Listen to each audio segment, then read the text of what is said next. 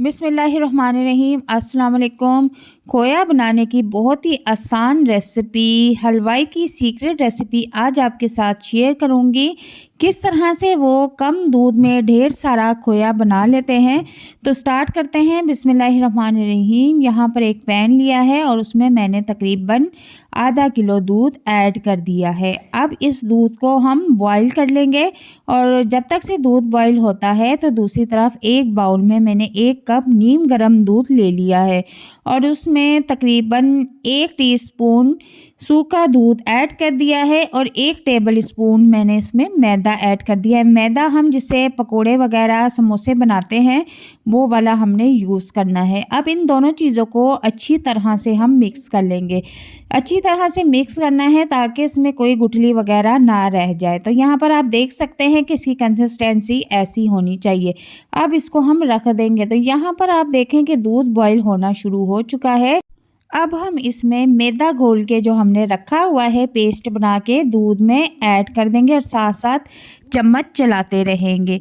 अब हमने दूध को खूब पकाना है और चूल्हे का फ्लेम हमने नॉर्मल रखना है और चम्मच हमने मुसलसल चलाते रहना है। अब दूध को हम गाढ़ा होने तक पकाएंगे और हल्की आंच इसकी कर देंगे और चम्मच चलाते रहेंगे ताकि जो खोया है वो नीचे जल ना जाए, लग ना जाए। तो जब तक से हमारा खोया पकता है, तो अगर आप हमारे चैनल पर नए हैं तो काइंडली हमारे चैनल को सब्सक्राइब कर दें, बेल आइकन को प्रेस कर दें, वीडियो को लाइक एंड शेयर कर दें। तो बाज़ार से लाने से बेहतर है कि आप घर पर बहुत ही कम वक्त में कम दूध में ढेर सारा खोया बना के इस्तेमाल कर सकते हैं।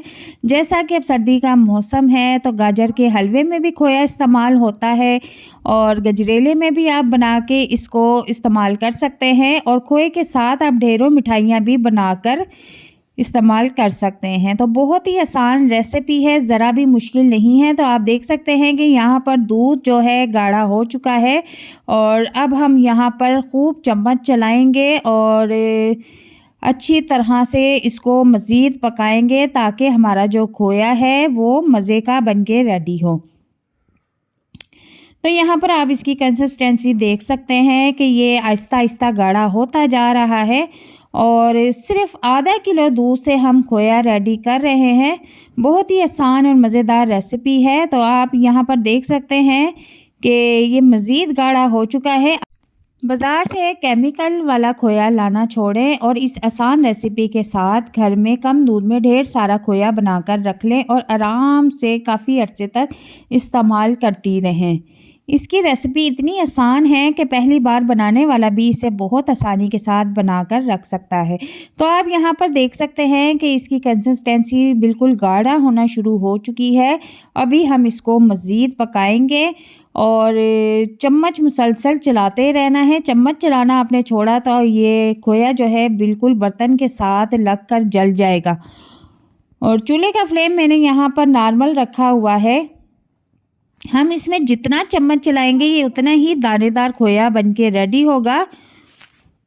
और अब मैं इसमें 2 टेबल स्पून घी के ऐड कर दूंगी। आप चाहे तो इसमें ऑयल भी ऐड कर सकते हैं, वो आपकी मर्ज़ी है। अब यहाँ पर मैं इसको खूब अच्छी तरह से भूनूंगी घी डाल के और आप देख सकते हैं कि इसकी खोए की शक्ल आती जा रही है। मैं मज़ीद इसको भूनूंगी और यहाँ पर आप देखें कि हमारा जो खोया है वो रेडी हो चुका है। अभी हम इसको जब ठंडा करने के लिए रखेंगे तो ये मज़ीद गाढ़ा होगा। तो इसको इसका कंसिस्टेंसी पे उतार लेते हैं।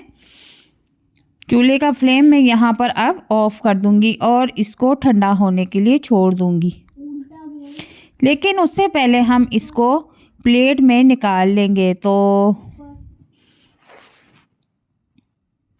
यहाँ पर देखें कि मैंने एक स्टील की प्लेट ले ली है। स्टील की प्लेट में जल्दी ठंडा होता है और स्टील की प्लेट में मैं खोया सारा निकाल के रख लूँगी और इसको रूम टेम्परेचर पर 1 घंटे के लिए छोड़ दूँगी ताकि ये अच्छी तरह से गाढ़ा हो जाए और ठंडा हो जाए। तो जनाब 1 घंटा गुज़र चुका है। आप यहाँ पर देख सकते हैं कि खोया जो है वो रेडी हो चुका है। माशाल्लाह से बहुत ही टेस्टी और मज़ेदार खोया दानेदार बनके रेडी हुआ है। अब आप चाहे तो इसको गाजर के हलवे में यूज़ करें या मिठाई में यूज़ करें या इससे जो मर्ज़ी चीज़ बनाएं। ये बाज़ार से बेहतर लाख दर्जे अच्छा बना है। उम्मीद करती हूँ कि आपको ये रेसिपी बहुत पसंद आएगी। वीडियो अगर पसंद आती है तो इसे लाइक शेयर ज़रूर कीजिएगा और चैनल पर नए हैं तो काइंडली हमारे चैनल को भी ज़रूर सब्सक्राइब कीजिएगा। मिलते हैं नेक्स्ट वीडियो में एक नई और मज़ेदार रेसिपी के साथ। तब तक के लिए इजाज़त चाहती हूँ। अल्लाह हाफिज़।